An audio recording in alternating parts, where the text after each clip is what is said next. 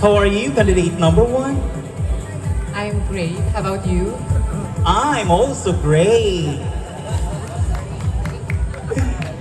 Your question, you said in your special interest that overthinking becomes your hobby. What makes overthinking a hobby? Why?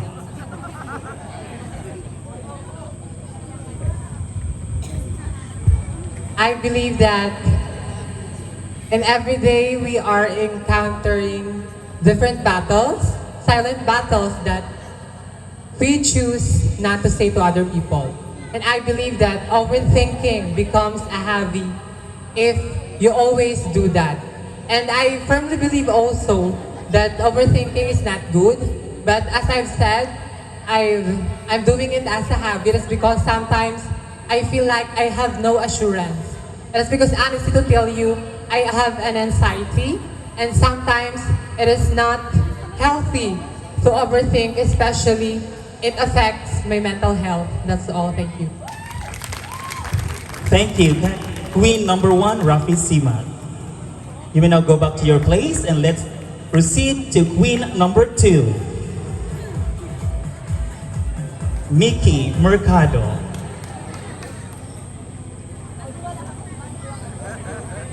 You stress in your interest that you have an inclination on business and now entering as a sales agent.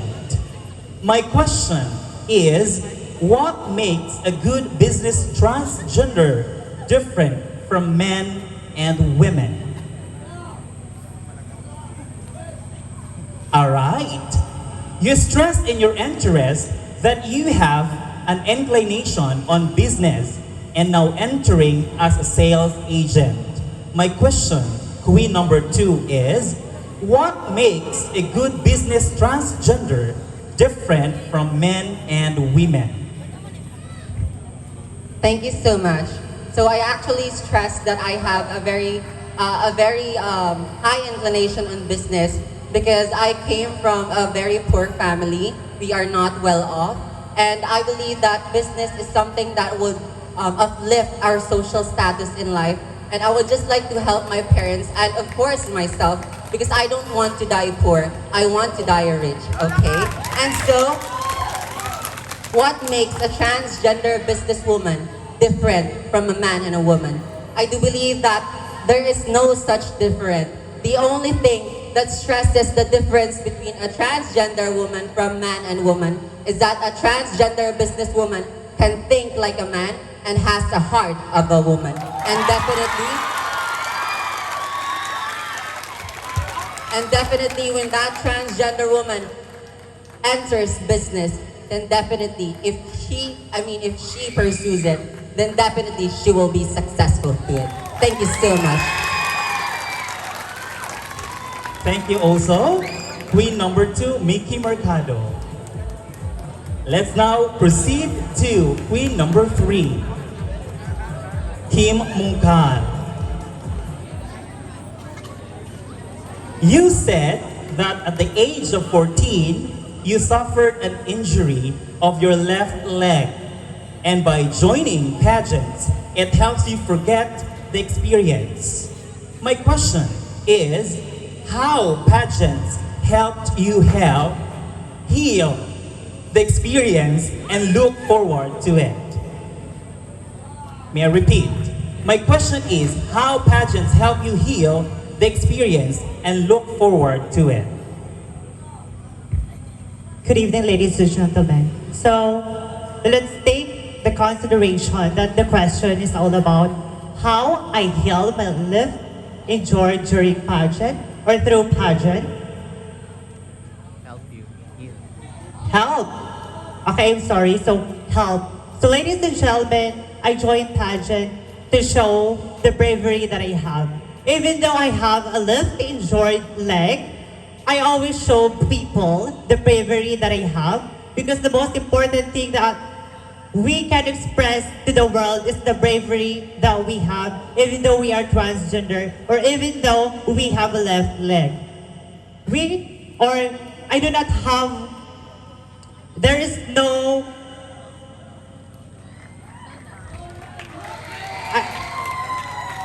My left leg is already on my body. It is not yet over. So meaning to say, life must go on no matter what. Thank you. Thank you so much. Queen number 3, Kimungkal. Let's now have Queen number 4. Queen number 4 is Elsa Doroga. Let me read your lines about yourself. Pagbuswak san kakurulpon san Mayo 2, 2017, an imo kahulog sa Carabao, nga mao ang tinikangan san imo kalupo, nga naging dalan san imo babaihan sa yana. Can you please elaborate and enlighten us your experience? Maupay na gabi barangay Cablangan. Ang pagbuswak san kaagahon san Mayo 2, 2017. Maupay, sariwa, an akon hunak-huna. Nga igpahamtang iniya na sa iyong atanan, nga mao an pagkahulog san Carabao, nga mao ang kinahatnan san akon pagkababaihan. Ini ang nagbulig sa akon para ipasamwak sa iyo nga ako diri la disable kundi nalaban para sa akon kalugaringon ngan ginahatag ko ang akon talento ang bagaw pa ni Queen Bolong. Love is the highest form of sympathy and I thank you. Thank you, Queen number 4, Elsa Doroga. Let's now have Queen number 5, Casey Capales. Good evening, Casey. Good evening, ma'am. You said that you are a sunset lover. And by that, you most enjoy watching with someone you love. My question is, how do you find watching sunset without that someone you love? Sunset is my favorite because I always believe that in life, even though we face a lot of trials, if we fight for ourselves, if we fight for the things that we wanted to fight for, we will achieve the sunset in our life or the ending of our life. Going back to the question, how can I find that without someone I love? Definitely, I grew up with a broken family. I did not experience the love of my mother, the love of my father. That's why I'm looking at to someone I love. But if by the day that if there's no one together with me with the sunset, there is myself who is fighting for myself. Thank you. Thank you, Casey Capales. Queen number 5. Let's now have Queen number 6. Queen number 6. Good evening. You have said that you are a person of principle. My question is, why you should be a person of principle? Thank you very much for that mind-boggling question. Good evening, everyone. According to my principle in life, that I am a man with a principle. With your question, yes, and that principle is being true to myself. Why? Because once that you are true to yourself, there is an acceptance. And that acceptance will accept especially to the community and most of it to your family. Right? We all know that I am belong to the LGBT community. And we are bounded of discrimination, criticism. But then again, I go out to my comfort zone to prove that I'm here tonight, not just only joining a beauty pageant, but to tell the voice of being who am I and what I am.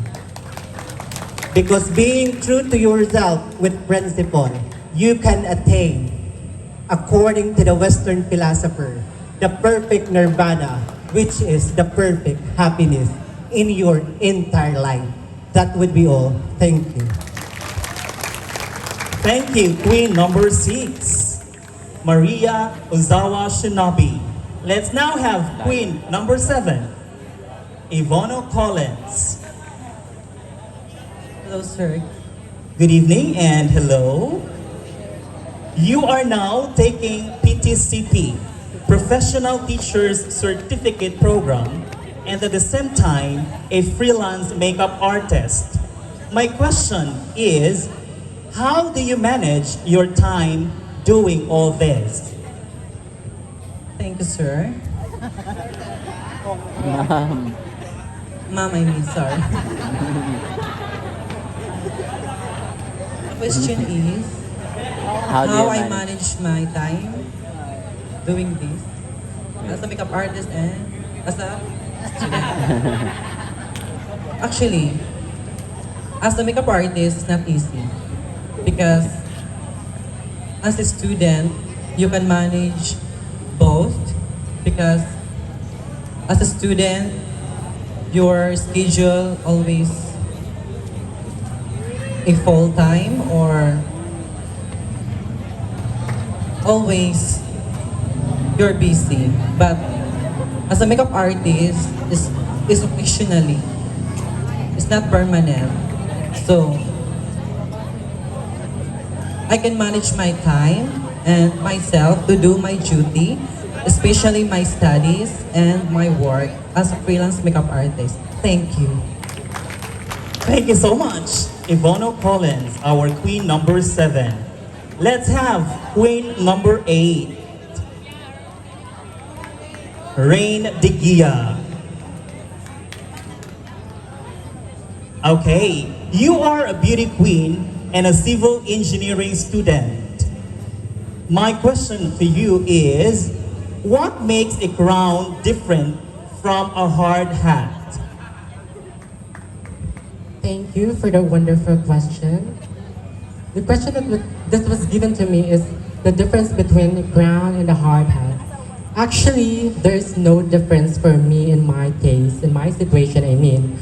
Because for me, I consider a crown as a queen, which is I stand up here as to be a queen.